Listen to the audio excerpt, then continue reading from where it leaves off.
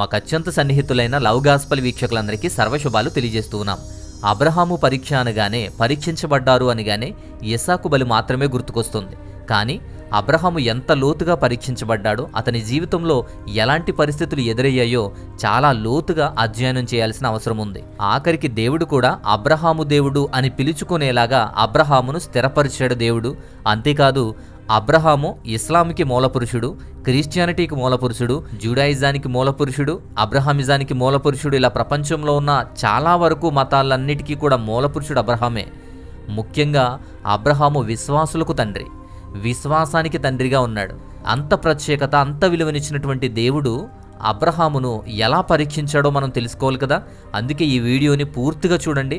అబ్రహాము ఎంత లోతుగా పరీక్షించబడ్డాడో, ఎలాంటి సందర్భాలు, ఎలాంటి విషయాలు ఉన్నాయో చాలా వివరంగాను క్లియర్గాను అందించే ప్రయత్నం చేస్తాను. వీడియోను మాత్రం పూర్తిగా చూడండి. అలాగే మనం నేర్చుకోవాల్సిన పాఠాలేంటి, అబ్రహాము ద్వారా మనకు తెలియజేసేటువంటి అంశాలేంటో కూడా మనం ఈ వీడియోలోనే మాట్లాడదాం. దేవుడు అబ్రహామును మొదట పిలిచిన తర్వాత దాదాపు మరలా 50 సంవత్సరాల తర్వాత ఆదికాండం 22వ అధ్యాయం 12వ వాక్యంలో నీవు దేవునికి భయపడుతున్నావు అని నాకిప్పుడు తెలుస్తుంది అంటారు. ఈ గ్యాప్ 50 సంవత్సరాలు దేవునికి భయపడుతున్నారు అని పరీక్షలన్నిటిలోనూ కూడా ఆయన నిరూపించుకొని దేవునికి తెలిసేలా చేశాడు. మోరియా పర్వతం మీద ఆ పత్రం, ఆ ఆమోదం పొందేంత వరకు కూడా, ఆ రోజు వచ్చేంత వరకు కూడా అబ్రహాము పరీక్షలు ఎదుర్కొంటున్నాడు. దేవుడి నుంచి వచ్చిన ఆ మాట వినడానికి ఆనందం పట్టలేక అబ్రహాము తనకున్నది అంతా ఇచ్చినా కూడా సరిపోదు. దేవుడు తన ఆమోదముద్రని అంత సులువుగా ఇవ్వడు. అబ్రహాము జీవితం గురించి చూస్తే దేవుని యొక్క ఆమోదముద్ర పొందేంత వరకు కూడా అతను ఎలాంటి శ్రమలు పొందాడు, అతను ఎలాంటి పరీక్షలు పొందుకున్నాడో తెలియాలి. అయితే బైబిల్ ద్వారా వాటి గురించి మాట్లాడదాం. బైబిల్తో పాటు యూదుల మిషనా చట్టం ప్రకారము, బైబిల్ ప్రకారము కూడా అబ్రహాము దాదాపు 10 పరీక్షల్లో పరీక్షించబడ్డాడు. వాటన్నిటినీ తట్టుకున్నాడు, నిలబడ్డాడు, బలపడ్డాడు. దేవుని పట్ల తన విశ్వాసము, ప్రేమ, వాటి లోతును ప్రదర్శించాడు. ఈ పరీక్షలంతటా కూడా అతని జీవితం అంతా కూడా క్రమంగా పెరుగుతూనే వచ్చాయి. అతని పాత్రను శుద్ధి చేశాయి, ఆయన్ని బలపరిచాయి. సర్వశక్తిమంతుడైన దేవునికి పూర్తి నమ్మకాన్ని కూడా కలుగజేశాయి. అబ్రహాముకు దేవుని యొక్క పరీక్ష అనేది అనేకమైన ఉద్దేశాలకు ఉపయోగపడింది.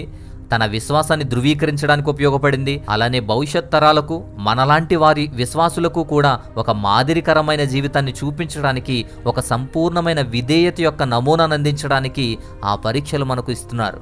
ఎలా పరీక్షించబడ్డారో చూసే ముందు అసలు దేవుడు ఎందుకు పరీక్షించాలి, అసలు కారణం ఏంటి, ఉద్దేశం ఏంటి అంటే, అబ్రహాము యొక్క దేవుని పరీక్షలు అనేవి ఏకపక్షంగా ఉన్నవి కాదు, క్రూరమైనవి కాదు, కఠినమైనవి కాదు. కానీ నిర్దిష్టమైనటువంటి ఒక ప్రణాళిక చొప్పున దైవిక ప్రయోజనాలకే ఉపయోగపడతాయి. వాక్యాన్నంతటిని కూడా చూస్తే మనం ఆదికాండం 22వ అధ్యాయము 1వ వాక్యంలో దేవుడు అబ్రహాము యొక్క విశ్వాసాన్ని, దాని వాస్తవికతను నిరూపించడానికే పరీక్షించాడు అని చూస్తాం. ఆదికాండం 22వ అధ్యాయం 1వ వాక్యంలో ఉపయోగించిన పదం ఏంటి అంటే నిసా అనే హిబ్రూ పదం ఉపయోగించారు. హిబ్రూలో దాని అర్థం పరీక్షించడం లేదా నిరూపించడం అని. అంటే అబ్రహామును ఎన్నుకున్న దేవుడు తన పాత్రను బహిర్గతం చేయడానికి, తన విశ్వసనీయతను ప్రూవ్ చేయడానికి. అదే అబ్రహాము పరీక్షించబడిన తర్వాత ప్రపంచానికి పరిచయం చేశాడు. గొప్ప వ్యక్తిగా, విశ్వాసులకు తండ్రిగా పరిచయం చేశాడు. ఇప్పుడు అబ్రహాము ఎలాంటి పరీక్షలు ఎదుర్కొన్నాడో, ఎలా పరీక్షించబడ్డాడో ఒక్కొక్కటిగా మనం చూద్దాం. మొదటిది, నిమ్రోదు దగ్గర హింసను ఎదుర్కొన్నాడు అబ్రహాము. అబ్రహాము విగ్రహారాధనను వ్యతిరేకించినందుకు హింసను ఎదుర్కొన్నాడు. దేవుని పక్షాన ఉండాలి అంటే, దేవుని విశ్వసనీయతను కాపాడాలి అంటే విగ్రహారాధన జోలికి వెళ్ళకూడదు, దేవుని పక్షాన ఉండాలి. కానీ నిమ్రోదు మాట వినాలి అంటే ఆ విగ్రహారాధనను అంగీకరించాలి. రాజైనటువంటి నిమ్రోదు చేత మండుతున్నటువంటి కొలిమిలో విసిరేశాడు. 13 సంవత్సరాలు భూగర్భంలో దాచి బంధించి ఉంచారు. ఇలాంటి తీవ్రమైన పరిణామాలు ఇప్పటికీ ఉన్నాయి. మనం విశ్వాసులం అని చెప్పుకుంటాం. ఇలాంటి పరీక్షలు ఎదుర్కొంటున్నప్పుడే నిలబడాలి అని అబ్రహాము నుంచి కూడా దేవుడు నేర్పిస్తూనే ఉన్నాడు. మొదటి పరీక్ష ద్వారా అబ్రహాము అలా స్టాండ్ అయి ఉన్నాడు దేవుని పక్షాన. ఇక రెండవది, తన మాతృభూమిని విడిచిపెట్టి తన ఉన్న చోట నుంచి వెళ్ళిపోమంటారు.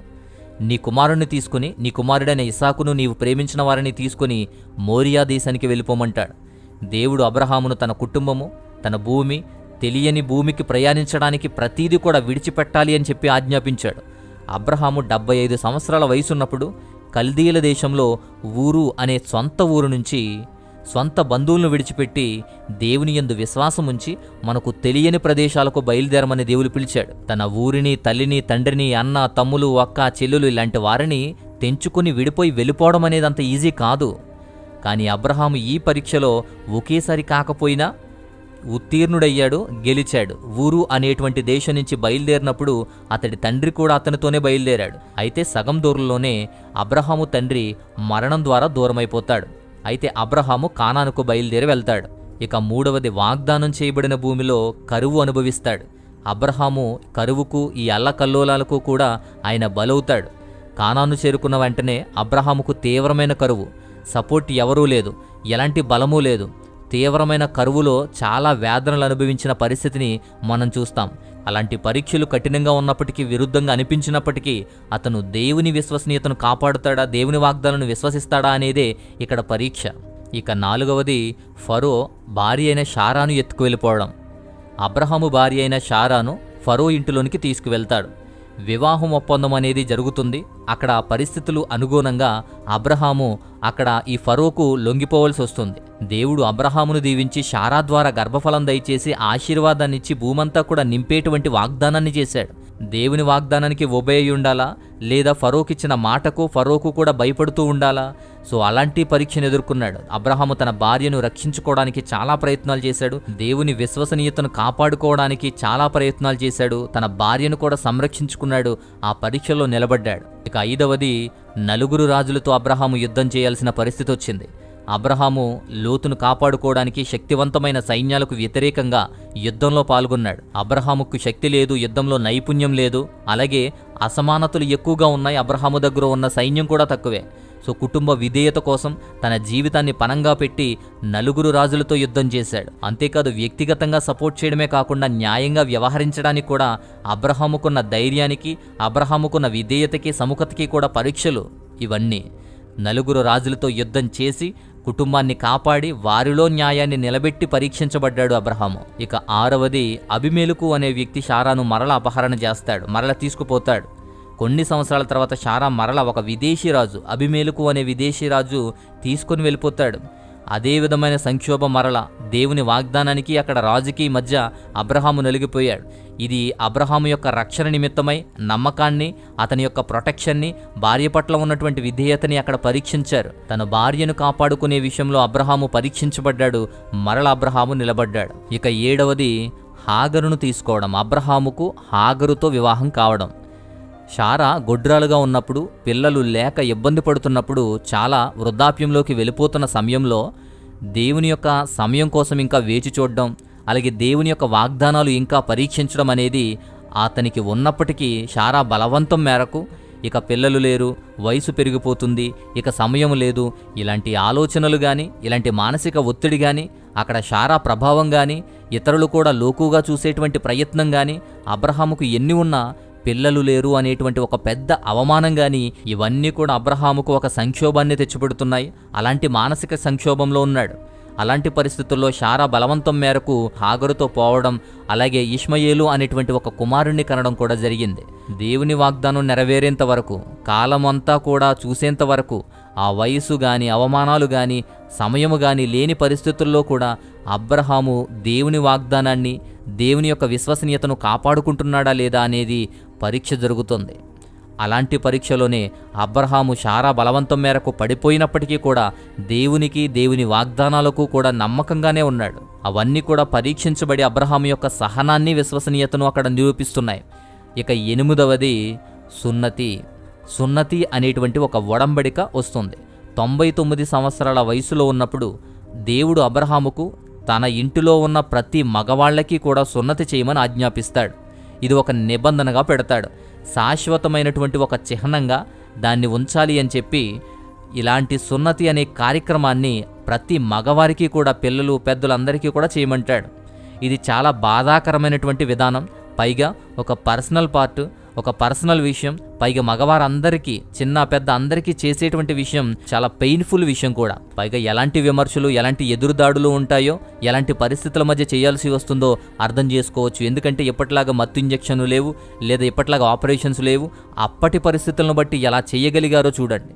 అలాంటి భౌతికమైనటువంటి ఒక త్యాగం అవసరం అని చెప్పి తన వారి అందరికీ కూడా చేయించాడు. ఇక 9వ విషయం హాగరు ఇష్మాయేలును జాగ్రత్తగా పంపించేయడం. హాగరును ఇష్మాయేలును కూడా తన ఇంటి నుంచి బహిష్కరించాలి అని చెప్పి అబ్రహాముకు ఆజ్ఞాపించినప్పుడు హాగరు వారితో పాటే పెరిగింది, వారితో పాటే దాసిగా ఉంది, కానీ భారీగా ఉంది. ఆ తర్వాత ఒక బిడ్డని, ఇష్మాయేలు అనేటువంటి ఒక మగబిడ్డను కూడా ఇచ్చింది. తన ఫ్యామిలీలాగా, భార్యలాగా, కుమారుల్లాగా బ్రతుకున్నటువంటి వేర్లని పంపించమని మాట్లాడినప్పుడు, శారా బాగా ఒత్తిడి చేసినప్పుడు, శారా చేసే ఒత్తిడి ఉంది, తన కుమారుడి మీద ప్రేమ ఉంది, దేవుని వాగ్దానం నెరవేరాలి అంటే ఇలాంటి ఒత్తిడి తట్టుకుని ఇష్మాయేలు కుమారుణ్ణి శారాను కూడా పంపించేయడం జరిగింది. ఇక 10వ పరీక్ష ఏంటి అంటే ఇస్సాకు బలి. చివరి పరీక్ష, అత్యంత విలువైనటువంటి పరీక్ష, అందరూ మాట్లాడుకునేటువంటి పరీక్ష ఇది. దేవుడు ఆజ్ఞాపించాడు, నేను నీకిచ్చినటువంటి ఏకైక కుమారుడు ఇస్సాకును ఇచ్చేయమని, బలివ్వమని. మోరియా పర్వతానికి తీసుకువెళ్ళాడు. మోరియా పర్వతం నుంచి అక్కడ అతన్ని దహన బలిగా అర్పించేటువంటి ప్రయత్నం చేస్తాడు. దేవుని వాగ్దానం నెరవేరాల్సినటువంటి ఒక కుమారుణ్ణి, ఇస్సాకు అనేటువంటి వాగ్దాన పుత్రుణ్ణి ఎన్నో సంవత్సరాలు నిరీక్షించి వేచి ఉంచి ఇచ్చినటువంటి ఆ కుమారుణ్ణి వెంటనే మరల దేవునికి బలి ఇవ్వడం అనేది, ముసలితనంలో చాలా కష్టపడుతూ ఎంతో త్యాగం చేసి ఎన్నో కష్టాలు, ఎన్నో పరీక్షలు ఎదుర్కొని నిలబడి పొందినటువంటి ఆనందాన్ని మరలా వెనక్కి తీసుకోవడం అనేది అబ్రహాము అనుభవించాడు. అబ్రహాము యొక్క అత్యంత తీవ్రమైనటువంటి బాధ, అత్యంత కఠినమైనటువంటి బాధ ఇది దేవుని వాగ్దానానికి విరుద్ధంగా కనిపించినప్పటికీ కూడా అబ్రహాము ఖచ్చితంగా చేశాడు. అబ్రహాము తన విశ్వాసాన్ని కాపాడుకున్నాడు, దేవునికి విముఖత చూపాడు, విశ్వసనీయతను కాపాడుకున్నాడు. వారసుల కోసం అబ్రహాముకు మరల ఓపిక లేదు, మరల నిరీక్షించే అవకాశం లేదు, మరల వయసు లేదు, ఏం జరుగుతుందో అబ్రహాముకు తెలియదు. కానీ అబ్రహాము మాత్రం దేవునికి విధేయునిగా మాత్రం ఉండాలి. ఇస్సాకును, కుమారుడైన ఇస్సాకును బలి ఇవ్వడానికి కట్టెలు తీసుకుని దహన బలి అర్పించడానికి బలిపీఠం కట్టి దహన బలిని అర్పించడానికి సిద్ధం చేసి కుమారుణ్ణి పడుకోబెట్టి తన కుమారుణ్ణి అర్పించడానికి ప్రయత్నం చేసే చివరి క్షణంలో అబ్రహాము యొక్క విశ్వాసాన్ని, విధేయతను చూసిన దేవుడు అక్కడ ఇస్సాకు బదులు ఒక పొట్టేలును ఏర్పాటు చేసి, అలా ఏర్పాటు చేసినటువంటి ఆ పొట్టేలును దహన బలిగా అర్పించిన అబ్రహాము తన కుమారుడైన ఇస్సాకును కాపాడుకున్నాడు. కాపాడిన దేవుణ్ణి, వాగ్దాన పురుషునిగా ఇచ్చిన ఆ కుమారుణ్ణి బట్టి ఆనందించాడు. ఇలాంటి పరీక్షల ద్వారా అబ్రహామును దేవుడు బలపరిచాడు, సిద్ధం చేశాడు, తన విశ్వసనీయతను కాపాడుకున్న విశ్వాసానికి తండ్రిగా చేశాడు, విశ్వాసులకు మాదిరిగా చేశాడు.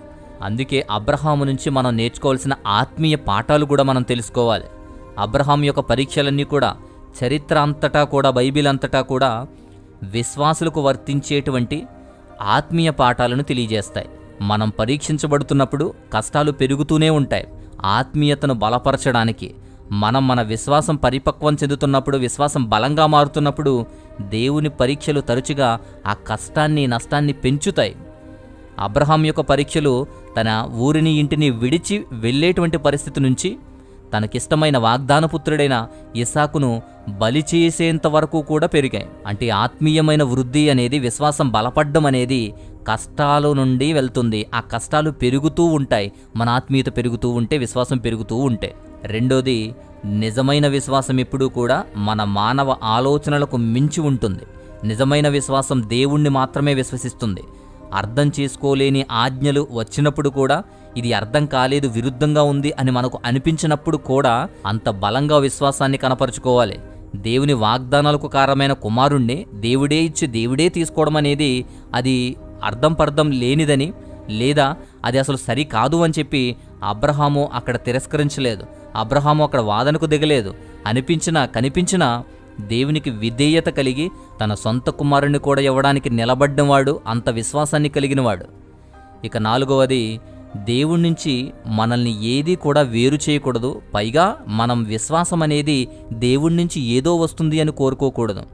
నిజమైన విశ్వాసం ఎప్పుడూ కూడా దేవుడి నుంచి ఏది తిరిగి కావాలి అని అనుకోకూడదు. ఇస్సాకును బలివ్వడానికి అబ్రహాము ఇష్టపడ్డాడు, కానీ అత్యంత విలువైనటువంటి నా కుమారుని నేను ఎందుకు ఇవ్వాలి, లేదా ఇలాంటి పరీక్షలో నాకేమొస్తుంది, ఇలాంటి పరీక్షల ద్వారా నేనేం పొందుకుంటాను, నాకేదొస్తుంది అని అబ్రహాము ఆలోచించలేదు. దేవుని విశ్వాసిగా, దేవుని కుమారునిగా, దేవుని అడుగుజాడల్లో నడిచిన వ్యక్తిగా నిలబడ్డాడు. ఇక లాస్ట్ 5వది, దేవుని ఖచ్చితమైన ప్రణాళిక మన మీద ఉంటుంది. నిబంధన ఖచ్చితంగా తెలియపరచబడుతుంది. దేవుని పరీక్ష ఎప్పుడూ కూడా దేవుని విశ్వాసాన్ని, నిబంధనను, ప్రణాళికను, ప్రత్యేకతను కూడా తెలియపరుస్తుంది. కష్టాలు పెరుగుతున్నప్పుడు, బాధ్యతలు పెరుగుతున్నప్పుడు, కఠినమైపోతున్నప్పుడు దేవుని విశ్వాసం మరింత బలపడుతుంది అని అర్థం చేసుకోవాలి. అబ్రహాము అలాంటి పరీక్షలు అనుభవించాడు కాబట్టే విశ్వాసులకు తండ్రిగా మారాడు. అలాంటి పరీక్షలు ఎక్కువగా మనల్ని సిద్ధం చేస్తాయి, మనల్ని ప్రిపేర్ చేస్తాయి. ఆఖరిగా ఒక ముఖ్యమైన విషయం చెబుతున్నాను. ఇస్సాకును బలి ఇవ్వడానికి అబ్రహాము ఎంత సిద్ధపడ్డాడో, ఎంత కఠినమైనటువంటి పరీక్షలు అనుభవించాడో, ఎలాంటి విధేయతతో కుమారుని ఇవ్వడానికి సిద్ధపడ్డాడో, యేసుక్రీస్తు వారిని కూడా తండ్రి అయిన దేవుడు బలి ఇవ్వడానికి ఇలాంటి సింబాలిక్నే వాడాడు. దేవుడు తన సొంత కుమారుని కూడా విడిచిపెట్టలేదు, కానీ మనందరి కోసం అతన్ని విడిచిపెట్టి అతను మరణమవుతున్నట్లు అతను అంగీకరించాడు. యేసుక్రీస్తు వారి యొక్క మరణానికి, అతను అందించేటువంటి త్యాగానికి కూడా ఒక ప్రత్యామ్నాయంగా ఇది చెప్పబడింది. దేవునికి నిజంగా విశ్వసించేవారు, దేవుణ్ణి ఖచ్చితంగా నమ్మేవారు, ఎలాంటి పరిస్థితుల్లో ఉన్నారా, ఎలాంటి పరిస్థితిని అనుభవిస్తున్నా దేవుడే నమ్మకంగా ఉండాలి అని చెప్పి ఎవరైతే నిలబడతారో ఖచ్చితంగా ఇలా రుజువు చేయబడతారు. ఇలాంటి పరీక్షలే మనల్ని తీర్చిదిద్దుతాయి. సో ఇది అబ్రహాం యొక్క పరీక్షల గురించినటువంటి విషయాలు, నేర్చుకోవాల్సిన అంశాలు. ఇదంతా చాలా క్లియర్గా మీకు అర్థమైంది అనుకుంటున్నాను. ఇంకేదైనా సందేహాలున్నా, ప్రార్థన అవసరతలు ఏమైనా ఉన్నా స్క్రీన్ మీద వాట్సాప్ నంబర్ ఉంది, వాట్సాప్ చేయండి, ప్రార్థన చేస్తాం. అలానే మా వ్యయ ప్రయాసలకు, మా పరిచర్యలకు మీరు సహాయం చేయాలి, మాతో పాలిభాగస్తులుగా ఉండాలి అనుకుంటే స్క్రీన్ మీద డీటెయిల్స్ ఉన్నాయి. మీ కానుకలను, మీ విలువైన సహాయాన్ని పంపించి మాతో పాలిభాగస్తులుగా ఉండి మా పరిచర్యకు సహకారిగా ఉండండి. ఈ విషయమంతా మీకు నచ్చితే ఖచ్చితంగా లైక్ చేయండి, ఇతరులకు కూడా షేర్ చేయండి. మరొక అద్భుతమైనటువంటి మంచి అంశంతో, మంచి టాపిక్తో మరొక వీడియో ద్వారా నేను మరలా వస్తాను. అంతవరకు దేవాతి దేవుని మహా ఉన్నతమైన కృపా కాపుదల మీ అందరకు తోడయుండి నడిపించి బలపరిచి స్థిరపరచునుగాక. ఆమేన్.